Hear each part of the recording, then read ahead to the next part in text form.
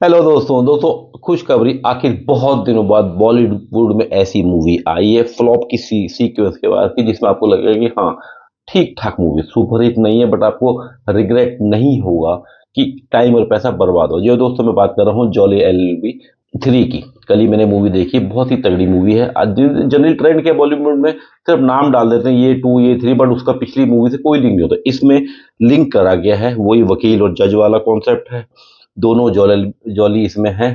अरशद वारसी भी है और हमारे अक्षय कुमार भी है। अक्षय कुमार के साथ उनकी वाइफ का रोल करी हुमा कुरैशी, और अरशद वारसी के साथ है अमृता राव।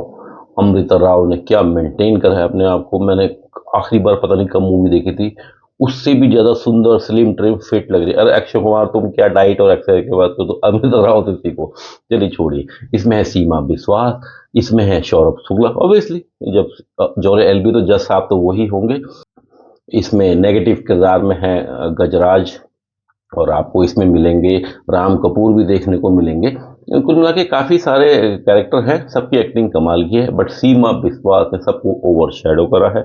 सीमा बिस्वास की मुश्किल से पूरी मूवी में 2 डायलॉग हैं, वो भी आधी आधी लाइन के। पूरी मूवी में एक्टिंग उसने सिर्फ अपने फेशियल एक्सप्रेशन और जेस्चर से करी है।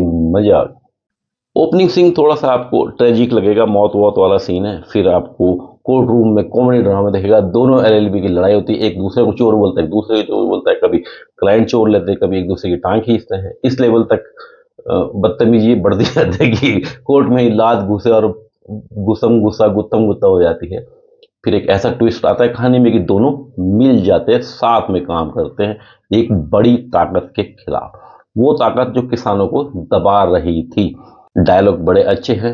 जज साहब के कुछ 2 डायलॉग से याद आ रहे हैं मेरे को। स्टोरी नहीं सुना रहा, स्पॉइलर नहीं दे रहा हूँ, पर रेफरेंस के लिए थोड़ा बहुत बताना पड़ेगा, तभी तो मेरा रिव्यू बनेगा। तो जज साहब एक बार बोलते हैं कि भाई, भले ही ये दोनों थोड़े कम पढ़े लिखे हैं, क्योंकि इनका मजाक उड़ता है, ये टाइपिंग भी ठीक से नहीं करते, इंग्लिश में पैदल है। बोलता है कि लैंड को क्या लिख दिया आपने, ठीक है। और कई चीजें हैं उसमें कि ये थोड़े कम पढ़े लिखे हैं, अनसक्सेसफुल हैं, और थोड़े से मतलब देसी टाइप हैं। बट ये ईमानदार हैं, इसीलिए दोनों वकील सक्सेसफुल नहीं है। लाइन मुझे पसंद आई। ये होता है, बेईमान आदमी दिन दुगनी रात चौगनी, और ईमानदार बेचारा लोन लेके ही अपनी रोटी कमाता रहता है। ये एक डायलॉग और है जज साहब का कि लेटर और स्पिरिट में सब फॉलो होना चाहिए। तो लेटर तो ठीक है, जो लिखा हुआ है वो तो बड़ा आसान है। ये हुआ तो ये सजा, ये हुआ तो ये सजा। फिर हमारा काम क्या है? वो बोलते हैं स्पिरिट, ह्यूमन टच, और उस केस की बैकग्राउंड, उसकी स्पिरिट जानो कि ये किस्सा हुआ क्यों, क्या सरकमस्टांसिस से, तब फैसला देना है। अगर आपको रोबोट ही बनना है तो सब लिखा हुआ पढ़ो, 2 घंटे में केस निपटा देते हैं। जज साहब का इंसानी रूप, कॉमेडी रूप, और उनका एक नया रूप ट्रेंडिंग टिंडर टाइगर के रूप में भी आपको नजर आएगी। मूवी भले आप सोच रहे हैं कॉमेडी, पर कॉमेडी के अलावा इसमें एक ह्यूमन टच, एक सोशल मैसेज, और एक ट्रेजिक सा एक सीन क्रिएट करने की कोशिश करेगी। उसी को स्ट्रेच करा गया, इसी में मूवी घूमती रहती है।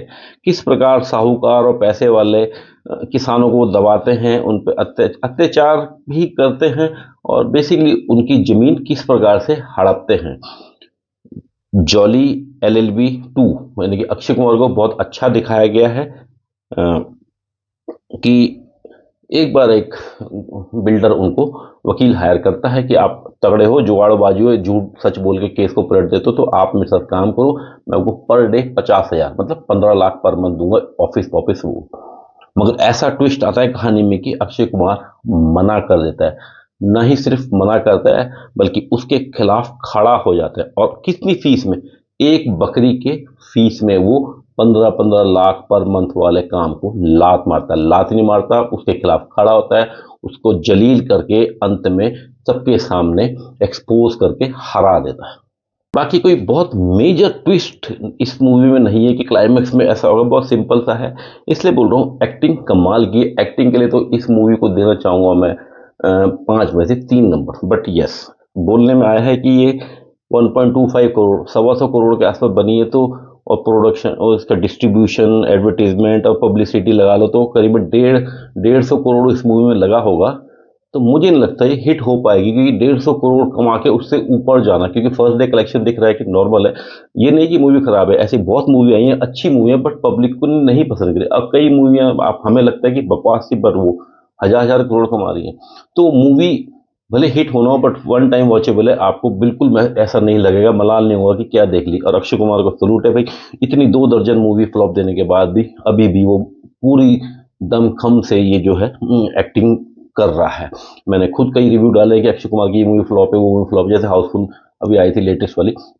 तो मैंने कभी एक्टर को फ्लॉप नहीं बोला, मैंने मूवी को फ्लॉप बोला। वो चांस की बात है, मूवी चल सकती है, मूवी नहीं चल सकती। मूवी कॉमेडी के अलावा इमोशनल ड्रामा से भरी हुई है, कोर्ट रूम ड्रामा। एंड में आप देखेंगे जो क्लाइमेक्स सीन है, अक्षय कुमार की एक्टिंग कमाल है, उसीलिए बोल रहा हूँ बहुत जान डाली है इसमें। इमोशनल ड्रामा और जज और अपने जो जिसके खिलाफ खड़े रहते हैं उसके खिलाफ इनकी बातचीत चलती रहती है, और उसी में फिर ज्वाइन करते हैं जॉली एलबी वन यानी कि अरशद वारसी। वो भी एक ह्यूमन टच देके बड़ी अच्छी एक्टिंग का नमूना पेश करते हैं। और मूवी एक सोशल सब्जेक्ट पे बेस्ड है कि किसानों को किस तरह से लोग एक्सप्लॉइट करते हैं, और कुछ ये वकील साहब मिलकर उनको करते। अगर ये असली जिंदगी में हो जाए तो मजा क्यों ना आ जाए। तो दोस्तों कुछ दिनों से देख रहे होंगे आपने, अगर मूवी रिव्यू चैनल फॉलो करते हैं, मेरा नहीं किसी का भी, तो आप देखो स्ट्राइक आ रही है, मेरी भी आई थी। मेरे स्ट्राइक मेरे को तो नहीं है, बट यस उन्होंने मेरा वीडियो डाउन कर दिया। खैर देखो, मेरे बोलने से, किसी के बोलने से आपकी सोच नहीं बदलेगी। अगर आपको कॉमेडी मूवी पसंद है तो आप देखेंगे, आपको वो एक्टर पसंद है देखेंगे। मैं बोलूंगा मत देखो, आप जो आपके मन में आएगा वो आप करेंगे। किसी को क्या पसंद है, किसी को क्या पसंद है, किसी को कौन सा एक्टर, तो सब अपने मर्जी के मालिक है। कोई किसी का पर्सनल नौकर नहीं है, या दिमाग से पैदल नहीं कि मैं बोलूंगा मत जाओ तो तुम नहीं जाओगे। मेरे आपके बोलने से मूवी हिट या फ्लॉप नहीं होती है। हम सिर्फ अपना ओपिनियन देते हैं कि हमको पसंद नहीं, हो सकता है आपको पसंद आए। तो हमारे ओपिनियन से इतनी 150 करोड़ हिंदुस्तानियों में क्या असर पड़ेगा। मैं अपना ऑनेस्ट ओपिनियन देता हूँ, ना मैं डरता हूँ कि मेरा छोटा चैनल है, बड़ा है, डिलीट हो जाएगा फिर बना लेंगे, और ना ही मेरा इससे घर चलता है। तो मैं तो ओपिनियन अपना देता रहूंगा, किसी को पसंद आए ना आए। अगर कुछ और आपके पास जानकारी तो आप अपना चैनल बना सकते हैं। तो just to terminate this video में कहना चाहूंगा, मूवी भले सुपर हिट हो ना हो, मोस्ट प्रोबेबली नहीं हो पाएगी, बट वन टाइम वॉचेबल है।